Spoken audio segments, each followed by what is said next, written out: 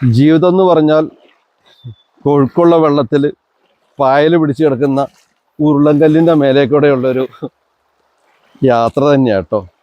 ചില കല്ലുകളെ തല്ലി പൊട്ടിച്ച് മണലാക്കാൻ തോന്നും, ചിലതിനെ കുറച്ച് സിമെൻറ്റും മണലൊക്കെ കൂട്ടിയിട്ട് കോൺക്രീറ്റ് ചെയ്ത് ഉറപ്പിച്ചിടാൻ തോന്നും, ചില ഉരുളൻകല്ലുകളെ പിടിച്ചങ്ങോട്ട് വലിച്ചെറിയാൻ തോന്നും.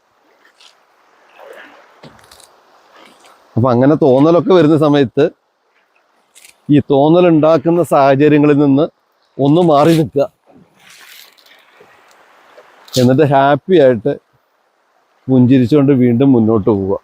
ഈ ലോകത്ത് ഒരാളും ഹാപ്പി ആയിട്ടൊന്നുമല്ല ജീവിക്കുന്നത്, എല്ലാവർക്കും അവരുടേതായ പ്രശ്നങ്ങളുണ്ട്.